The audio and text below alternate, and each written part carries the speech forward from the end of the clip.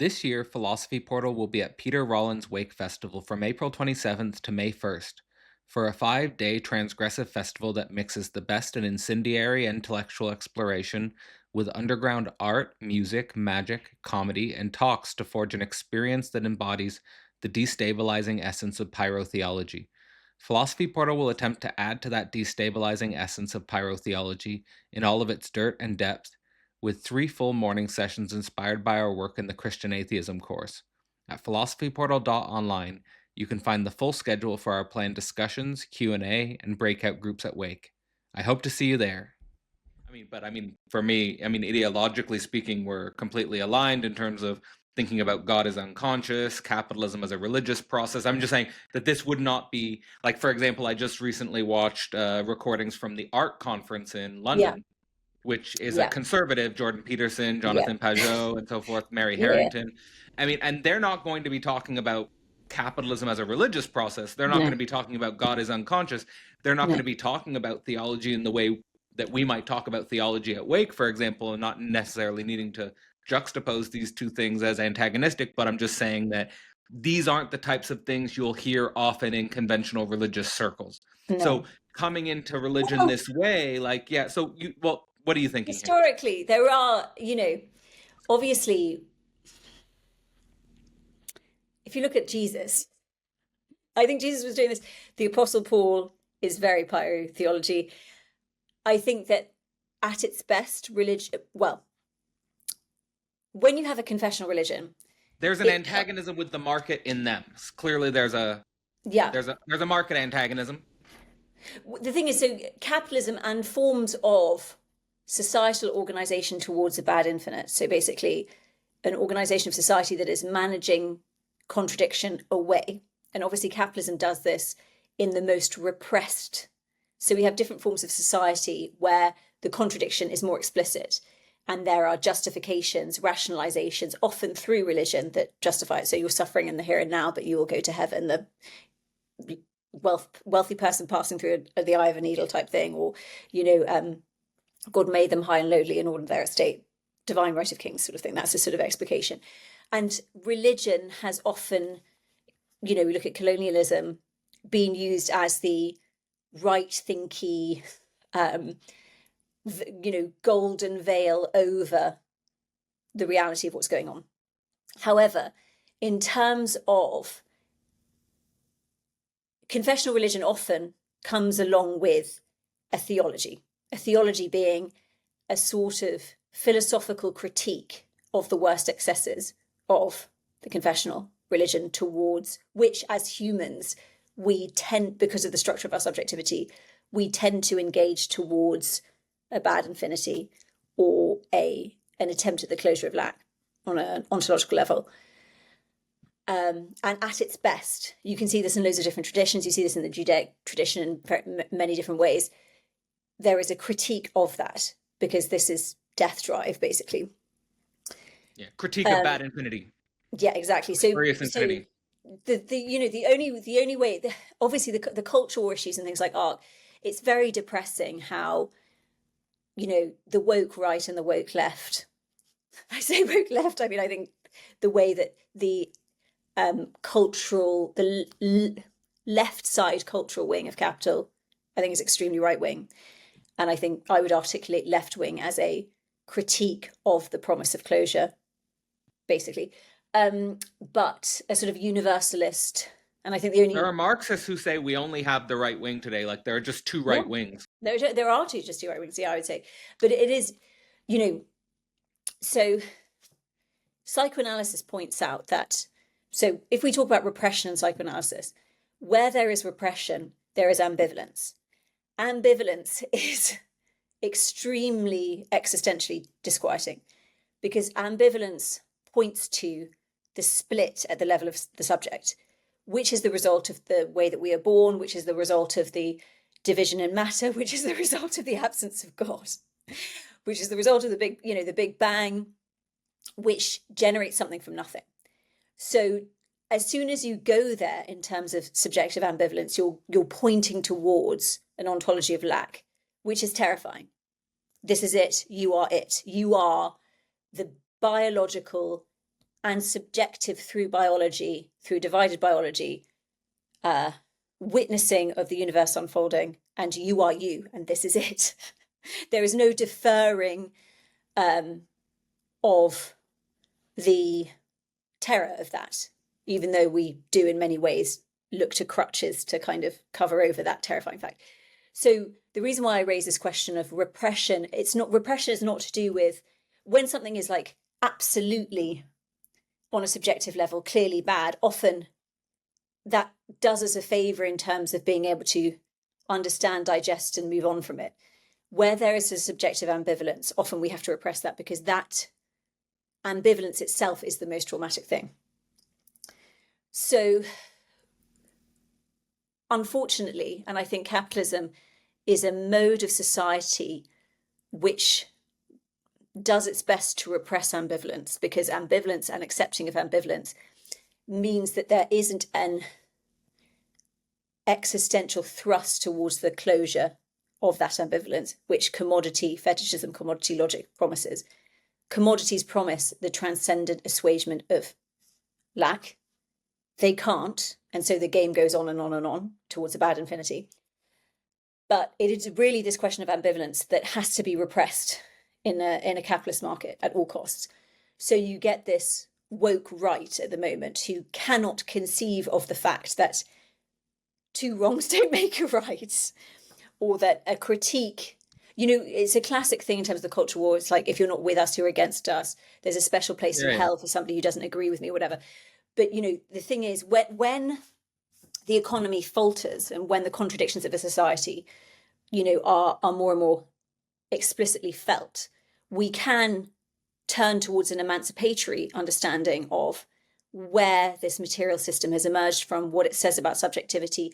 And that leads us to a universality of subjectivity through this question of lack, which may, if it's tarried with at a philosophical level, at an ontological level, in terms of our very subjectival understanding of what it is to be human, could lead us to build a society that is fairer because we are ontologically equal as subjects of lack, and there's no getting around that. And obviously capitalism relies consciously and unconsciously on exception, exclusion, subjugation, all these kind of things. But psychoanalysis, because it is articulating a materiality at the level of subjectivity that is divided, it is a universal logic. But capitalism leads us to binarize, because to binarize is to avoid the dialectic, which fundamentally is ambivalent and points towards the ambivalence at the heart of everything, including subjectivity, including matter, including God. It's asking a lot of us. It's asking us to basically move with a self-contradiction. Absolutely, absolutely. And which is a lot. I think in Christian terms, we could, I think Christians would say something like, I would say, if we're looking for a linguistic parallel for people who might be following us from the Christian tradition, it might be something like picking up your cross, where the divided subject would be represented in Christ on the cross, that Christ lacks, that God lacks. My God, why have you forsaken me? So in Christian, in the sort of Christianity we're talking about, it is the cross is the end of meaning, God is not there. Yeah. Right. The end of any traditional, conventional meaning of a full, absolute completeness. Yeah. God abandons Jesus. Yeah. So, so what we're witnessing in terms of politics, and I think a lot of people who were, let's say, critical of the excesses of the so-called left wing of capital, are seeing on the other side a woke right, and I use that word as a sort of comforting denial of the ambivalence at the heart of reason, matter, subjectivity, the world, God, and I see some people on the right wing using Christianity to do that, and then other people who are probably more leaning towards either a form of ethno-nationalism, or I'm sure there's some other species here at work. Absolutely. And the thing that is obviously sad is that critical theory, etc., was born out of a 20th century where questions of the confidence of the critique of religion gets us to a point of apparent progress in terms of the way we understand ourselves as subjects. And critical theory proper emerges as a counter to that confidence. So, for instance, recently my husband and I went to this.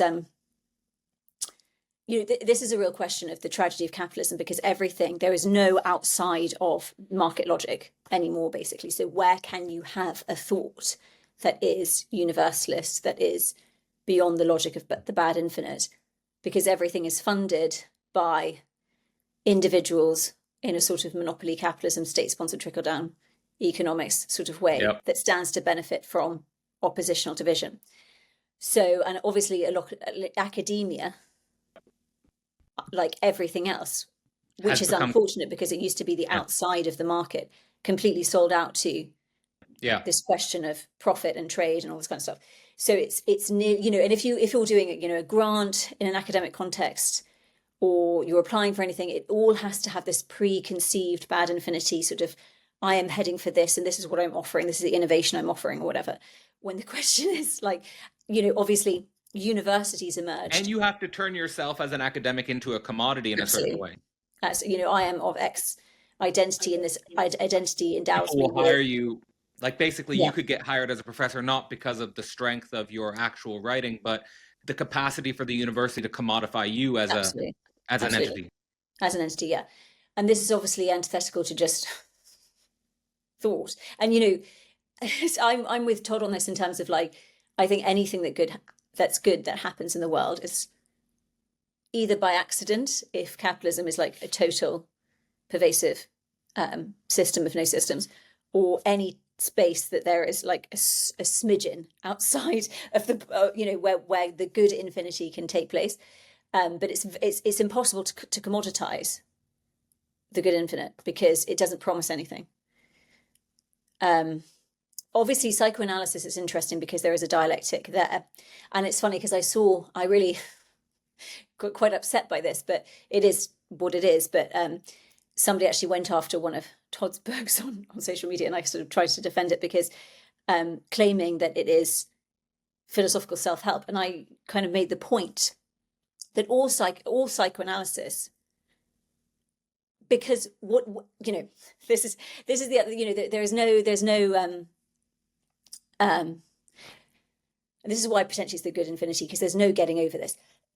This is happening at the level of the unconscious, so we can actually talk about this forever. It's not like the answer's found and we can end there. The answer's a dynamic of truth is possible to be elevated to the status of consciousness, and we can tarry with it in positive ways forever, because there's no closure ever. But the trouble is, so psychoanalysis works partly because of transference, which plays off of the human's belief that there is an undivided other. So in a sense, psychoanalysis itself is the ultimate radical theological move. You have a problem in your life, you believe that there's somebody who you can talk to who has loads of experience and qualifications who will be able to assuage you or fix you or tell you what you've done wrong. But actually you gradually let down and you realize like you are only able to, the recovery, the ordinary unhappiness is to acknowledge that it is real, it has happened. And in fact, a lot of things that we find difficult are things that we just cannot actually digest. And obviously Bion's work and others, and Winnicott and others, is all to do with like psychoanalysis as a process of alphabetization, symbolization, digestion of things that just are unprocessable. Something that's like impossible to metabolize. Absolutely. You just have to like live with that real. Exactly. And then you're kind of, the end of analysis is when you realize you're in this position and you have the freedom to confront it in a sense, but you only get to that point by having done transference with your analyst. You put yourself in the position of being able to be put towards a truth that you may be able to accept, which is that you are divided, the analyst knows nothing, they are divided, and we're all in this together. And but my point being is the good news. The good news, this relies on transference, which relies on delusion, which relies on the false promise of self-help. So my point was that a lot of people maybe come to things like radical theology looking for a solution. And that's a good thing because that allows for an excessive investment in a set of ideas only through which you can be gradually let down. Well, that brings us like Yeah, precisely to Peter Rollins' work. yeah, And so I guess my question would be all of these things we're discussing about capitalism as a religious process, and you're outlining this here with, say, the excess or the surplus value of capital being a bad infinity, a spurious infinity, and that the true infinity is something that's impossible to commodify and is kind of like this the psychoanalytic sort of interpretation of good infinity might be this sort of good news that you have the freedom to confront the impossible real that you cannot digest and so forth, and can you do that in a way, transcend the fantasy or traverse the fantasy, that Peter Rollins' work opens us to the possibility of confronting these challenges outside of the analytic clinic and in a yeah, theological way. Is that yeah. is that how you understand it?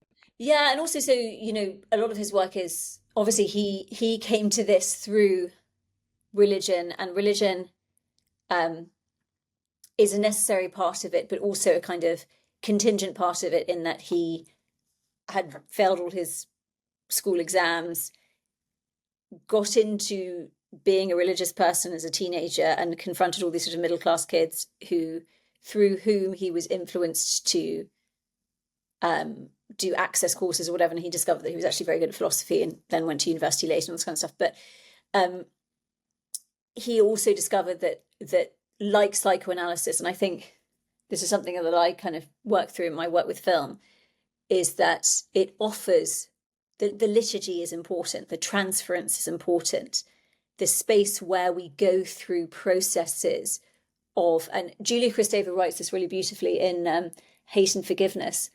that psychoanalysis and these kind of practices is to do with remembering, forgetting, remembering, forgetting, remembering, forgetting. This process of transference and countertransference, we have this experience of imminent transcendence here on earth. So we don't, when we give up the promise of a totalizing transcendence, which leaves us dissatisfied, which we can never attain, we can get an imminent, a real life divided transcendence. But the transcendence is an experience of transcendence that's only experienced because of impossibility. But basically, liturgy and these things, these sort of processes that are beyond consciousness, beyond reason, and that echo processes that we've been endowed with in our younger years. Obviously, when we talk about questions of fundamental fantasy, these are to do with misunderstandings by children of what their primary caregivers want of them. And this obviously takes shape in various different ways, but some of the shapes they take are through institutions that our parents are invested in, like wider societal practices, these things. So even if we can consciously, and this is echoed in Freud so many times about there's no reasoning your way to the unconscious, like you're still a human subject who is divided, who at various levels of consciousness and unconsciousness tries to avoid division. So, but it's necessary to play with and to constantly engage with these processes. And liturgy, yeah. So I guess Peter's work is taking church outside the church as well. So there's various practices he Yeah, engages yeah. in, like transformance art, he calls it, where he used to do this sort of performance art gathering once a month. It was called Icon years and years ago, and it's about the ways in which we invest in art as something more than it, that appears more than itself. And through that investment, we can kind of come to experience a division at the level of subjectivity, which is basically something what I argue in my book about film. And I think film does it particularly well. But Well, yes, again, so I it's think yeah, I think traditional, I think again, we find a difference here that's important, which is that many, when I'm following the Christian discourse in general, I think many people who would consider themselves more traditionally Christian, and certainly those who would see the point of becoming Christian to get involved in church activity, to be something that actually does differentiate Pete from, or Rollins' work from their work, in the sense that yeah, I think they see him as what he would call the Orthodox heretic. yeah, yeah, yeah. Hey, just wanted to give a quick overview of everything that's going on at Philosophy Portal at the moment. There's so much, and sometimes I struggle to actually know how best to communicate everything that's going on. So basically, here I just have an overview of the philosophyportal.online main website. You can see here at the top bar everything from courses, the portal, portal series now, anthologies, books, conferences, and so forth. So everything is organized in the top left hand corner. But if you just scroll down, you'll see basically everything that's coming. So I'm super excited first to just announce the Rosie Cross 2 conference. For everyone who's been associated with Philosophy Portal over the past year, you'll know that we hosted a Rosie Cross, I suppose we could call it the Rosie Cross 1 conference. Last year focused on the philosophy of right. The Rosie Cross 2 conference, subtitle being Radical Theology Meets Emancipatory Politics, that will be hosted on the weekend of April 12th to April 13th. Completely free to register. All you have to do is go down, click learn more or sign up, and you'll see a conference registration button. Just fill in your information and you'll be added to a mailing list where you can get involved with that conference. You can see on that page also our conference speakers, and it's going to be a fantastic weekend.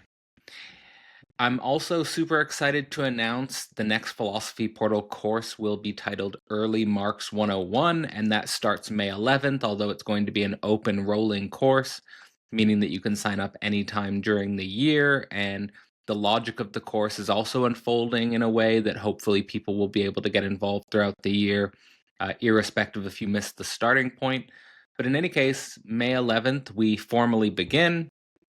And Early Marx 101 is going to be covering just that. It's going to be covering all of the early texts in Karl Marx's career. A lot or most are from the 1840s. This will include, we'll start with the critique of the philosophy of right, and we'll move all the way through his writings to the Communist Manifesto. And the logic of this being the next course at Philosophy Portal is that Philosophy Portal has focused so much on Hegel's philosophy, and the logic of that being that Hegel is kind of seen as the pinnacle of modern philosophy, casting an enormous shadow on the whole of modern or postmodern philosophy as well. And Karl Marx is probably the most influential post Hegelian. And that can be interpreted philosophically, but it also can be interpreted well outside of philosophy, most notably in political economy and world history. Obviously, Karl Marx's work had an enormous impact. And I think that the community at Philosophy Portal, as well as myself, have a unique opportunity to dive deeply into Marx's writings in the sense that we are well versed in Hegel's philosophy. And this might be a new interpretive lens or a different interpretive lens to bring to the early Karl Marx's writings, in the sense that Karl Marx himself was hugely influenced by Hegel, and his work is just conceptually drenched in Hegelianism. So it will be a great opportunity to study that in detail. If you want to sign up, just click the Join Now button, and you'll see all information about the dates for the course, as well as the extended program. If you just scroll down here, we're currently at the portal doing a Christianity in Transition series. That's all March and all April in the portal. We have been diving into this theme of Christianity in transition.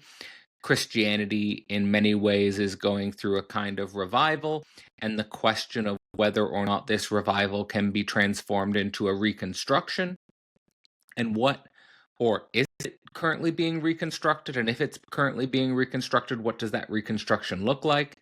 We have had practitioners and self-identified Christians participating throughout the month to think through what's going on in Christian circles today. And so if you want to get involved with that, you can either sign up individually to the Christianity in Transition series, or you can become a member of the portal to get access to that series as well as so much else. Of course, we are also going to be doing the Portal at Wake at the end of April in Belfast, Ireland with Peter Rollins. Wake Festival is a transgressive festival that features many prominent philosophers, artists, theologians for a 4-day event, which will include talks, conferences, breakout groups, comedy performances, musical performances, art shows.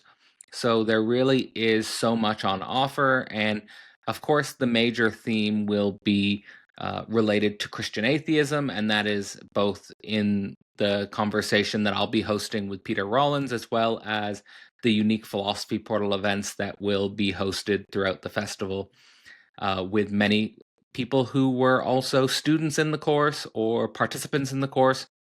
So if you're interested in getting involved, come to Belfast, Ireland. You get to meet everyone associated with Philosophy Portal and Peter Rollins. Just go down there, click Learn More, and you can sign up there. And of course, there's the Portal event space. The Portal is now well over a year old. We're in our second year now, and this year has been really focused on month-long mediations. We're doing these basically mini courses every month, structured by these 4 main events: Concept Cave, The Edge, Thought Leaders, and Real Talk. And in January, for example, we were hosting Layman Pascal and Bruce Alderman of the Integral Stage. In February, we're hosting Chris Catrone.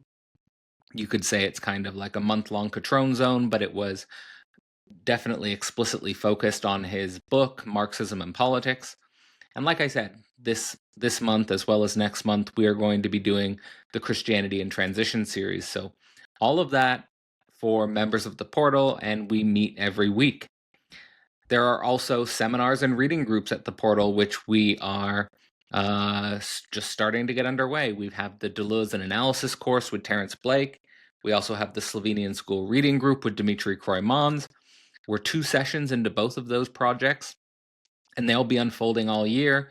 You can sign up independently to either of them, or you can get access to them for free, basically by becoming a member of the portal. And on the far right-hand side, you'll see this Metagelicalism poster, and that's basically the poster for the second month of the Christianity in Transition series, where we're going to be diving into that concept. Of course, you might be familiar with the concept of evangelicalism. Metagelicalism is a new term that's popped up in Paul Vanderklay's This Little Corner to describe certain aspects of how they are thinking about Christian reconstruction. And in the portal, we're going to be diving into that concept. So if you want to get involved with any of that stuff, just go down, click the portal, and you should be able to get access.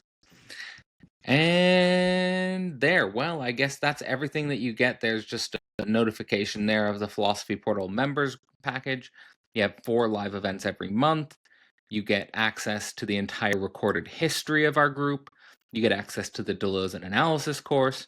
You get access to the Slovenian School Reading Group, as well as discounts on recorded courses, as well as future courses like the Marx 101 course. So all of that for the portal. And while I'm here, why don't I just show you the inside? So how Philosophy Portal works is you've got a login button here. If you click login, you just put in your information.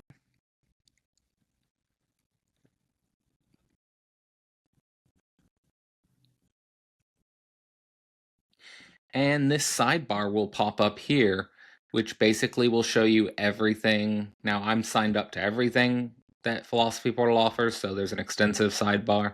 But if you sign up to become a member at Philosophy Portal, what you'll see here is the Philosophy Portal members.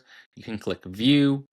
Also, if you are signed in and you just click members here, you'll just go straight into the portal, and this is the inside of the portal. You'll get the schedule for upcoming events, all of these schedules, Metagelicalism right here, the Deleuze and Analysis course here, the Slovenian School Reading Group here. You'll get access to the recordings. We'll go into those. You've got upcoming events. You click the Zoom link during the start time of these events, and you get into the portal for our live events. Got the global schedule here. and basically just everything that you have. You have the recordings here from 2024, the recordings from 2025. Let's just go into that there. And so they're basically, the portal events are structured like a member course. So you go in, you've got the integral stage here. This was our month in January. I just post here now reflections at the end of every month, which are also available on YouTube, so you can see those. Marxism and Politics with Chris Catrone is here, and here we have the Christianity in Transition series currently unfolding. So then you go down, you see back around to all the other things on offer, like, for example, the Deleuze and Analysis course. You get just direct access to that. It's all the pre-course stuff I did with Terrence, as well as the 2 sessions that we've just completed the second session last night. You've got the schedule, as well as all the course readings and sources. So that's it. I mean, so you just get to see there everything that's going on behind the scenes at Philosophy Portal. So yeah, philosophyportal.online. Get involved if you're interested. There's a lot going on, a lot coming up, and hope to meet you. Hope to work with you this year.